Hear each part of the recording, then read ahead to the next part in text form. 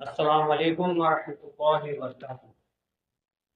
آج اس فتنے کے تعلق سے بات کرنی ہے جس فتنے کے لیے آدم علیہ السلام سے لے کے نبی کریم صلی اللہ علیہ وسلم تک جتنے بھی انبیاء آئے، سب نے اپنی امت کو آگاہ کیا، سب نے اس فتنے کے بارے میں علم دیا تاکہ ہر کوئی اس سے آگاہ رہے۔ مگر یہ فتنہ جو ہے یہ ہمارے بیچ میں ظاہر ہونے والا ہے، ہمارے قوم میں خاص کر کے آنے والا ہے۔ جو دور نبوت نبی کریم صلی اللہ علیہ وسلم کی ہے، یہ اس میں ظاہر ہونے والا ہے، جس کی آگاہی نبی کریم صلی اللہ علیہ وسلم نے نبی اپنے صحابہ کے درمیان میں ایسی پیش کی تھی کہ لوگ ایک دوسرے پہ شک کرنے لگ گئے تھے کہ کہیں یہ وہ تو نہیں ہے۔ اور وہ شخصیت اور وہ گمراہ کن یا گمراہ کرنے والا شخص دجال ہے۔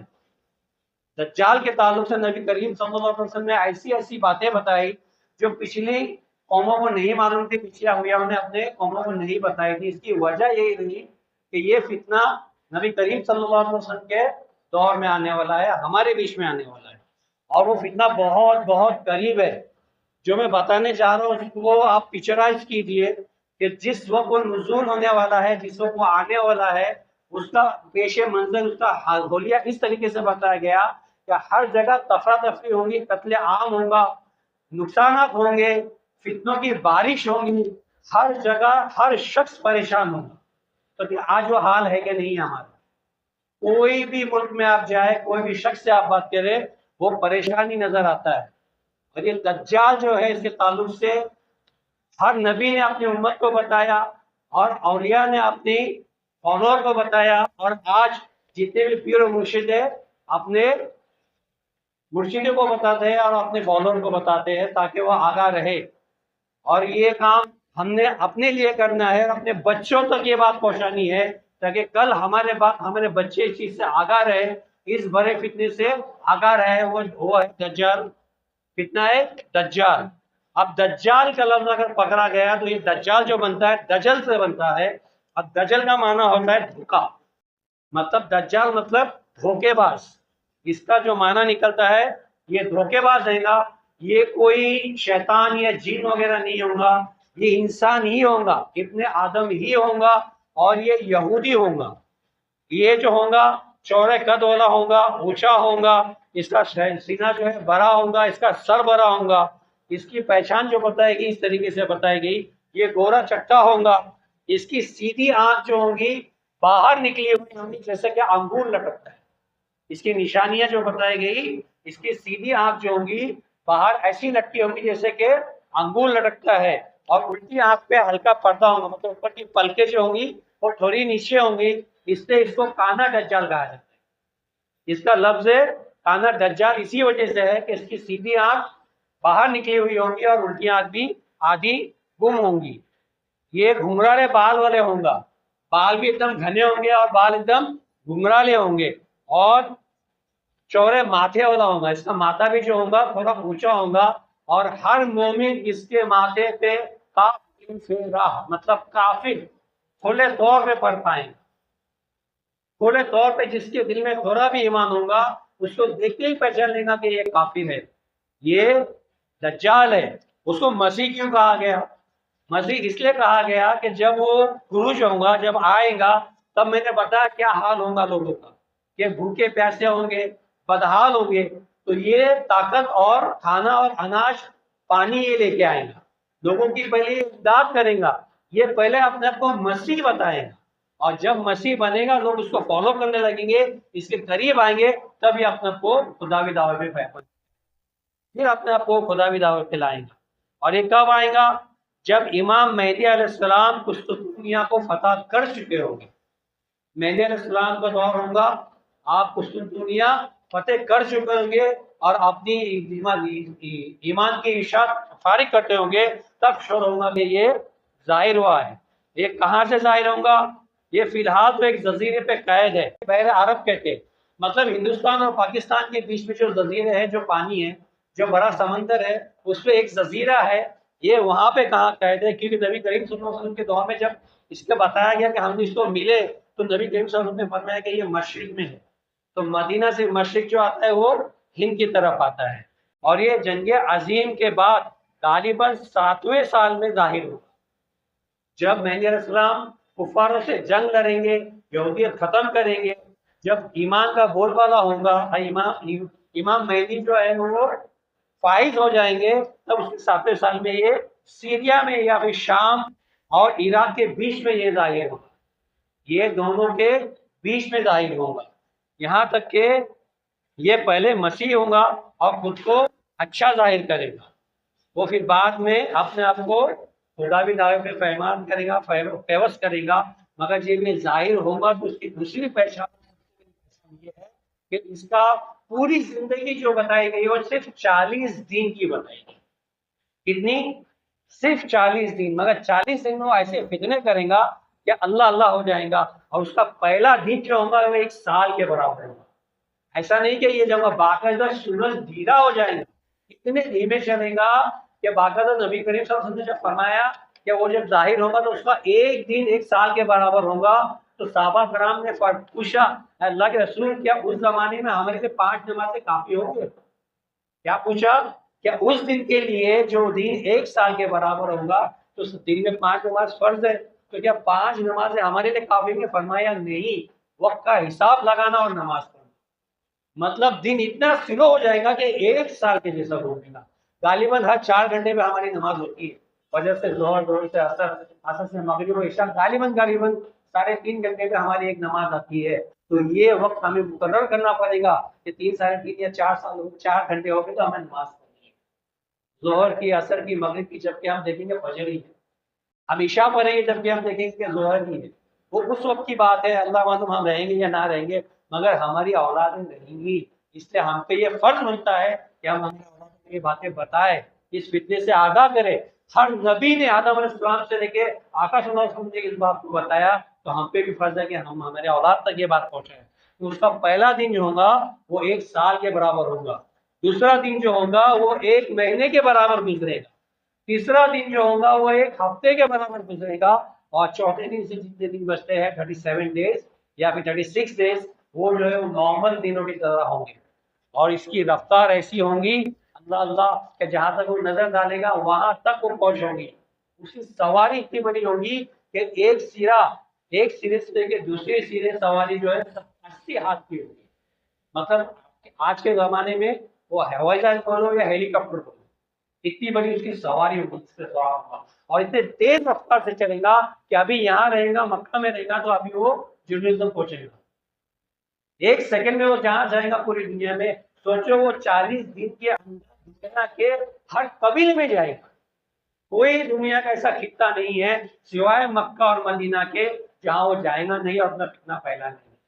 جیسا وہ شام سے وہ نکلے گا تو سب سے پہلے میں نے بتایا نا وہ شام اور عراق کے بیچ میں ظاہر ہوگا، تو سب سے پہلے وہ شام میں جائے گا، جس کا جب سیریا، وہاں کے قبیلوں کو وہ دعوت دے گا کہ آپ مجھے خدا بولو، آپ مجھے خدا بولو، وہ قبیلہ جب اس پہ ایمان لائے گا تو وہاں ایسی گھاس پھوس ہوں گی، ایسی ہریالی ہوں گی، ایسے سبزے اگیں گے تو ان کے بھینسوں میں ان کے جانوروں ان کے دودھ، ان کے جانوروں کے تھن جو ہے دودھ سے لبلبا ہوں گے، کھیتی ہری بھاری ہوگی، جب اس کا وہ ایمان قبول کریں گے، جبکہ گمراہ ہوں گے، پھر وہ وہاں سے دوسرے جزیرے میں یا دوسرے ولیج میں جائے گا، وہاں پہ جا کے وہ دعوت دے گا کہ مجھے قبول کرو کہ میں تمہارا خدا ہوں، مگر وہاں کے لوگ اس کو خدا قبول نہیں کریں گے، تو جب صبح میں اٹھیں گے تو ان کی کھیتی باڑی تباہ ہو چکی ہوگی، ان کے فصلیں تباہ ہو چکی ہوں گی، ان کے جو جانور ہیں وہ ختم ہو چکے ہوں گے، وہ ایک دم بھوکے پیاسے بے حال ہوں گے۔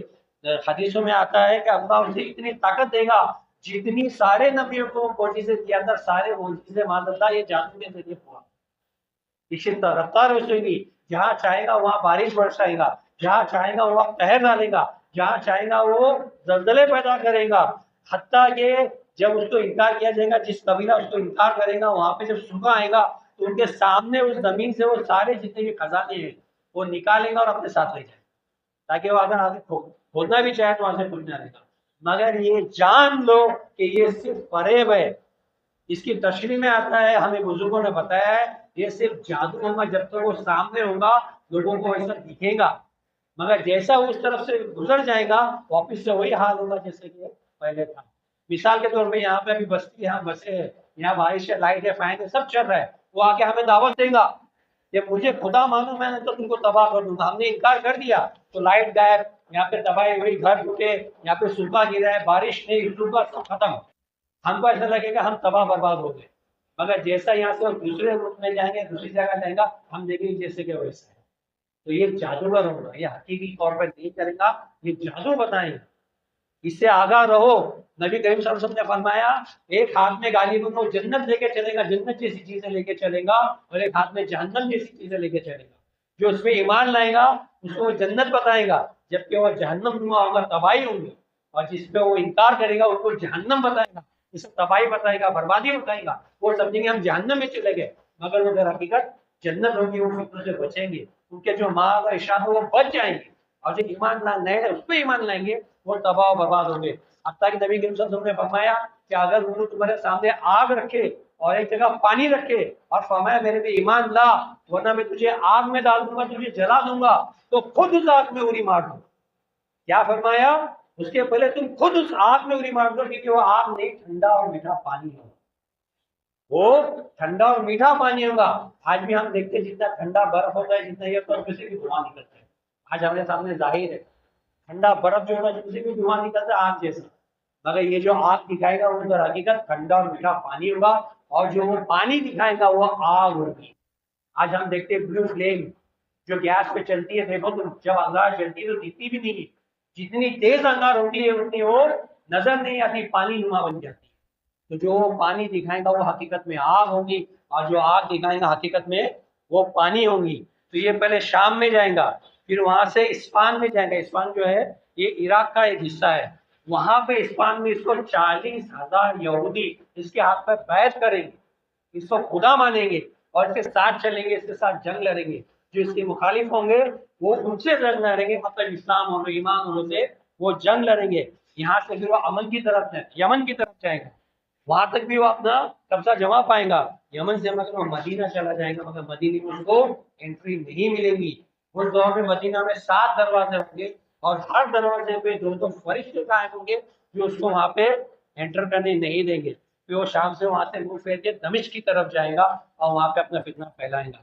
फिर वहां पे दमिश्क में इमाम मेहदी अलैहिस्सलाम और ईसा अलैहिस्सलाम, जब वो दमिश्क में जाएगा तब ईसा अलैहिस्सलाम का नुज़ूल होगा। दमिश्क की एक मस्जिद है, उसके मीनारे पे ईसा अलैहिस्सलाम भी उतरेंगे और मेहदी अलैहिस्सलाम भी होंगे। ये दोनों मिलकर इससे जंग करेंगे, और जंग करेंगे, इसकी फौज हरेगी।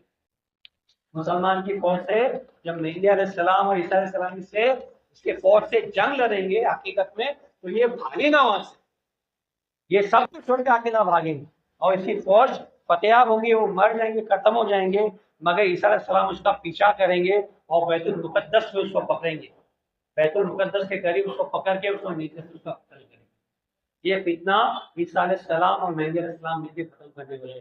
तो बात यहाँ पे ये आ रही है कि ये बहुत बड़ा फितना है, ये जादूगर है, ये अपने आप को मसीह बताएगा मगर ये फितना होगा, ये अपने आप को मसीहा बनाएगा मगर ये दज्जाल होगा, दजल करने वाला होगा, ये धोखेबाज होगा। ये अपने आप को नबी कहेगा, अपने आप को खुदा कहेगा, अपने आप को पाक साफ कहेगा, अपने आप को हमदर्द कहेगा, मगर ये धोखेबाज होगा। अगर रहो एक ही तरीका है बचने का कि आप ईमान को पकड़ लो। मैंने कहा ना, जो ईमान वाला होगा वो उसके सर पे पर पहना कि ये काफिर है, उसके लिए ईमान शर्त है, ईमान पे कायम रहना शर्त है। अपने आप को ईमानदार रखो, अपने बच्चों को ईमानदार रखो, क्योंकि आज जो दौर आ रहा है, नबी करीम सल्लल्लाहु अलैहि वसल्लम ने फरमाया एक दौर ऐसा होगा ईमान पे कायम रहना गोया हाथ में अंगारा लेने के बराबर। हमारे पे आज हम देख रहे हैं हर दरवाजे बंद किए जाए, चाहे वो इमोशनल हो, चाहे फाइनेंशियल हो, चाहे फिर एजुकेशनल हो, कोई भी हो, आज से ही उसकी तैयारी की जा रही है। उसकी तैयारी से यहूदी नहीं कर रहे, यहूदी उसके लिए हैकल बना रहे, मस्जिद अक्सा शहीद करके वो जो है वहां पे हैकल सुलेमानी बनाने की तैयारी में है। और ये जो अरब है, अल्लाह माफ करे, जो हमारे रहनुमा बन बैठे हैं, उसके लिए अभी से महल बना, उसके लिए मदीना के बाहर महल बना चुके, उसकी तैयारी में लग चुके हैं लोग। मतलब उनको इतना गुमान है कि बस अभी आया कि अभी आया। वो मेहदी अलैहिस्सलाम की तैयारी नहीं कर रहे, ईसा अलैहिस्सलाम की तैयारी नहीं कर रहे, मुसलमानों की इमदाद नहीं कर रहे, मगर वो दज्जाल की तैयारी। आज देखो जहाँ मुसलमान बेहाल है, वहां कोई दूसरा मुसलमान या अरब उसको हेल्प नहीं कर। यहाँ तक मेरे को मालूम हुआ जो अभी किया गया, इसको बनाने में डेवलपमेंट के लिए अरबों को ही हिस्सा दिया गया, اس لیے وہ خاموش ہے۔ وہاں کے ڈیولپرز آ کے وہاں پہ بڑے بڑے مال اور بڑے بڑے بستیاں بنانے والے ہیں، جس کا کانٹریکٹ یہودیوں نے عربوں کو دیا ہوا ہے، اس کے لیے ان کی مدد نہیں کر رہے کیونکہ ان کا کانٹریکٹ ہے۔ آج آپ دیکھو عرب میں ہی بڑے بڑے کانسرٹ ہو رہے ہیں، ڈانس کے پروگرام ہو رہے ہیں، سب بے حالی بے ایمانی ہو رہا ہے۔ میں زیادہ گہرائی میں نہیں جاتا، بہت بے ایمانی ہو رہی ہے، اس کی وجہ یہ ہے کہ ایمان کی کمزوری ہے۔ نبی کریم صلی اللہ علیہ وسلم نے جب فرمایا تھا کہ ہمارا قتل عام کیا جائے گا، مسلمان کو لوگ ایک ساتھ جم کے ایسا کریں گے جس سے دعوت دی جاتی ہے کھانے کی، اور لوگ جم کے اترے گا دعوت وہاں کھائیں گے۔ تو نبی کریم صلی اللہ علیہ وسلم صحابہ نے پوچھا کہ ہماری مقدار اتنی کم ہوگی، کیا ہم اتنے کم ہوں گے کہ گہرا کہ ہم کو لقمے کی طرح کھا جائیں گے؟ فرمایا نہیں، ہم تعداد میں تو چیونٹیوں سے زیادہ ہوں گے۔ چیونٹی کی تعداد کیسے ہوتی دیکھتے نا، یا پھر سمندر کے جھاگ کتنا ہوں گے، مگر ہم میں ایمان کمزور ہو، ہم میں جان اور مال کی محبت آ جائے، ہم ایمان نہیں سنبھالیں گے، ہم ہماری جان سنبھالیں گے اور ہمارا مال سنبھالیں گے، ہم میں سے ایمان نکال کے دیں۔ آج سب سے بڑی ضرورت یہ ہے کہ ہم ہمارا ایمان سنبھالیں۔ اور ایک حدیث بتاتا ہوں، کہ ایمان غریبوں میں سے اٹھا ہے، میں مفہوم بتا رہا ہوں، غریبوں میں سے اٹھا ہے اور غریبوں میں ختم ہو۔ تو مبارکباد ہے اس غریب کو جس کا ایمان تھا، اور مبارکباد اس امیر کو بھی جس کا ایمان تھا۔ شرط یہ ہے کہ ایماندار، ہر فتنے کا علاج، ہر فتنے کا حفاظت صرف ایمان۔ آپ کوئی بھی حدیث اٹھا کے دیکھ لو، آپ کوئی بھی واقعہ اٹھا کے دیکھ لو، اگر بچنے کا نکلتا ہے تو ایمان۔ اگر آپ ایمان پہ قائم ہو، اللہ والے ہو، اللہ سے لگاؤ لگے ہو، بزرگوں کے تم حوالے ہو، تو آپ محفوظ ہو، ورنہ پھر آپ کوئی بھی ہو، کتنے بڑے بھی امیر ہو۔ آج عرب سے امیر کوئی نہیں، مگر ان میں جو فتنے ہم دیکھ رہے کھلے عام ہمارے سامنے ہیں۔ تو یہ دجال جو ہے بہت بڑا فتنہ ہے اور بہت قریب ہے۔ بہت سے لوگ ہم میں سے بھی جو علم والے ہیں وہ آپ کو بتاتے ہیں کہ مہدی علیہ السلام کا نزول قریب ہے۔